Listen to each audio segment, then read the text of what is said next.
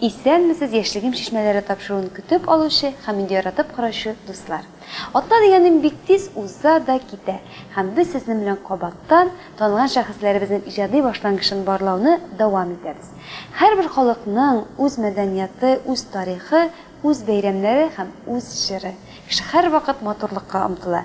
Һәрбер язучының үз укучысы булган кебек, һәрбер җырчының, артистның үз тыңлаучысы, үз тамашачысы бар.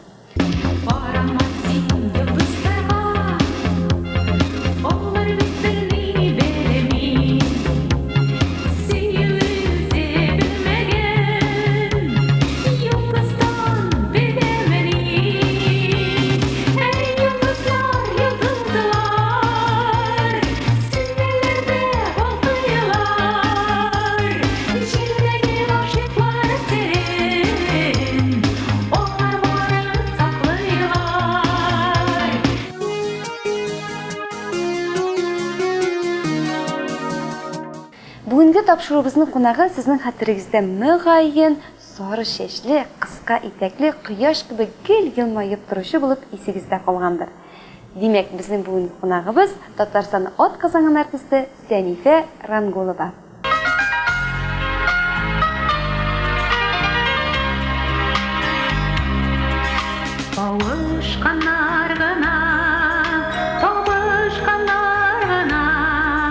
Яши булганы кебек сайрашып, томаннар юк күктән, дуамалып үткән, мәхәббәтем йөрмә адашып, мәхәббәтем йөрмә адашып. Исән Сәнифә, ничек хәлләрегез? Исән-саламат килеп җиттегезме? Яхшы. Сезнең шаша бик шат. Мин дә бик шат Нурзәдә. Менә инде гомумән мине генә түгел, күп кенә тамашачыларыбызны кызыксындыра торгандыр дип уйлыйм. Мине түгел, ни өчен мине түгел? Чөнки без сезнең белән күрешкәләп торабыз, шулай бит. Шулай да безнең күп тамашачыларыбызны бик кызыксындыра торгандыр. Сәнифә Рангулова кая юкка чыкты һәм ул соңгы вакытта нәрсәләр белән шөгыльләнә икән дип сорау. Бу сорауга. Беләсеңме, бу сорауга инде белмим. Мин үзем һәрвакыт эштә булгач, әйеме, бу сорау турында минем җавабым да юк. Мин һәрвакыт эшлим. Ләкин кеше бәлки кемдер мине күрәсе килмидер, әйеме, шуңа шундый сорау туадыр.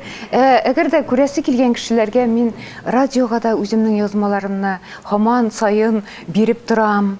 Телевидениега да барам, телевидениедан анда тапшыруларда да бик еш катнашам дип уйлыймын. Анда инде тапшыру бар, әйеме? Мондай тапшырулар инде иҗат буенча түгел. Андый тапшыруларда мин һәрвакыт беренче, мәсәлән, инде кара каршы тапшыруында мин инде 3 тапкыр булдым.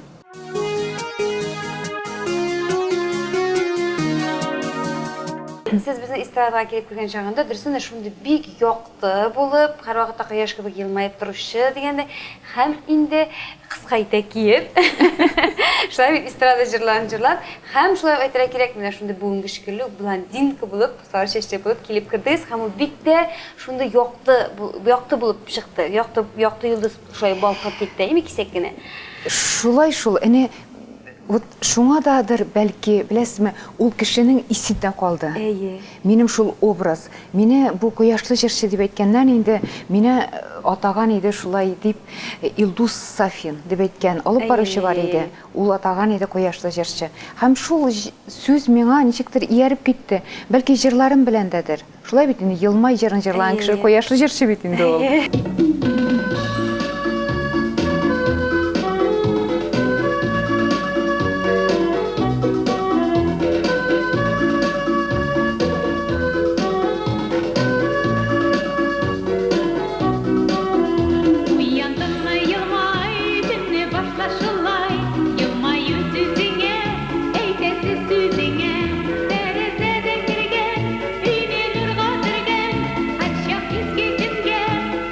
Girgen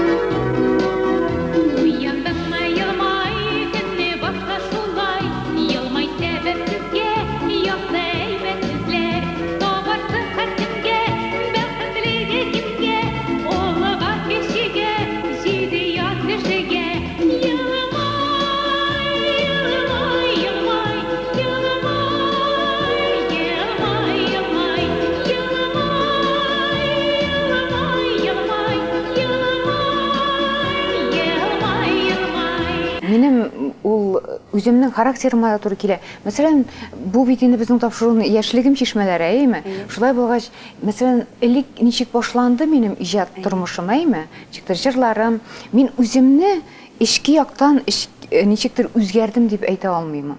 Минем һаман да шундый ук, тормышка да шундый карашларым, кешеләргә дә шундый, характерым да шундый ук дип уйлыйм. Җырларга килгәндә шул җырлармы, яисә менә бит инде тора барыбер яши, икенче төрле җырлар җырлыйсы килә башлый, шулай бит инде.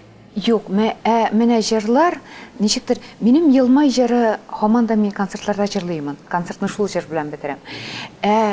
Вакыт үтү белән үзгәрде дип әйтсәм дә ярый инде. Мәсәлән, 2001 елларда, 2002 елларда минем шундый үземнең эчке беләндер инде, эчке уйлар белән, әмма тормыш белән, яшь белән шундый җырым бар. Ул сезнең каналда бар, ул клип минем. Ул атала "Мәхәббәт җимеше" дип. Аның сүзләрен язды Гөлшат апа Зинашева, ә көен Илфат Дәүләтшин. Без бу җырның шигырен Гөлшат апа белән бик уйлап яздык. Чиктер Гөлшат апа шундый кеше иде ул, әйме? Ул аңа барасың, әйме, сөйләшеп утырасың, нәрсә телисең, үзеңнең шулай теге эчке ниләреңне сөйлисең, кичерешләреңне ниндирәк җыр телисең. Мәсәлән, шушы этапта үзеңнең тормышыңда. Шулай итеп Гөлшат апа баргач, шулай әйтәм, шундый хатын-кызның шундый хәлләр дә була бит инде, әйме, тормышта. Шундый җыр телим дип инде. Сөйләшеп кайттык, аннан соң Гөлшат апа шулай элегрәк бит инде 10 ел элек була, әйме, 10 елдан.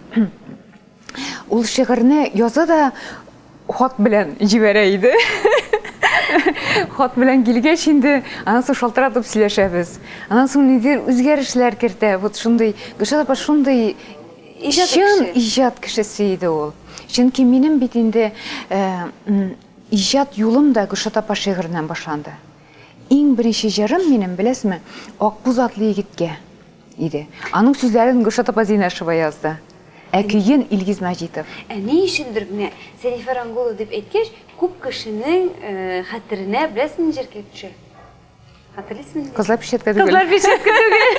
Бу җырның сүзләрен шулай ук Гөлшат апа язды. Гөлшат апа Зинашева шигыре ул. Бу шигырьне көен аның язды Рәшит Калимуллин.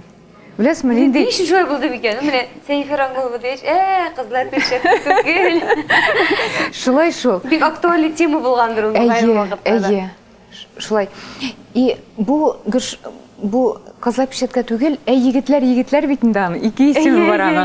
Ничектер, карагыз әле, Гөлшат апаның шигырьләре, җыры минем ике исемле була. Нигәдер? Мәхәббәт җимеше. Шулай бала бишеге дип тә атыймын мин бу җырны, әйме?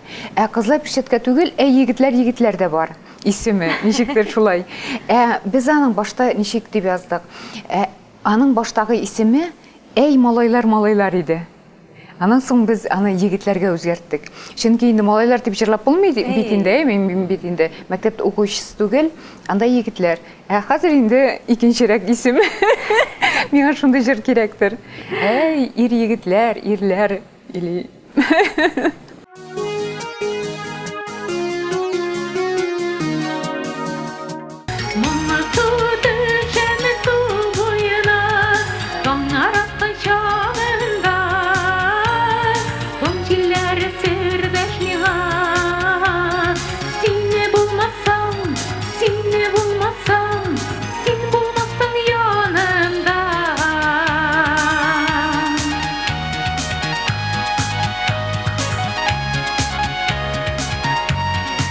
Дөресен әйткәндә, минем кичкенәдән артистка буласым килде. Элек, бәлки ул хәзер дә шулайдыр. Беренче класска килгәч, минем хәзер дә хәтеремдә, мин аны күп әйттем инде. Күп язмаларда да бар ул. Беренче класска кергәч, беренче дәрестә үк безгә укытучы шундый сорау бирде инде. Үскәч кем булырга телисез дип. Һәм иртәгә уйлап килегез дип инде әйтте. Мин инде уйлыймын, әйтәм, кем булырга. Шуннан соң уйлап чыгардым артистка. Мин ул сүзне каян алганмын? Мин аны хәзер дә аңлата алмыйм, әйме? Ул вакытта бит инде ул хәзерге заман түгел. Ул вакытта әгәр дә артистка булам дип әйтсәң, әйме? Ул бит инде көлке.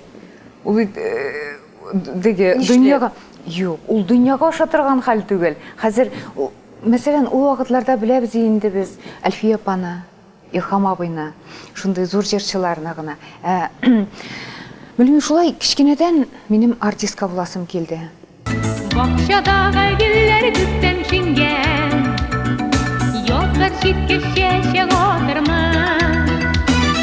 Язлар җиткәч бәлкем гөлләремә икәү бергә сулар сибәрбез. Җылы яктан кайткан кошларыма серебезне бәлки сөйләрбез.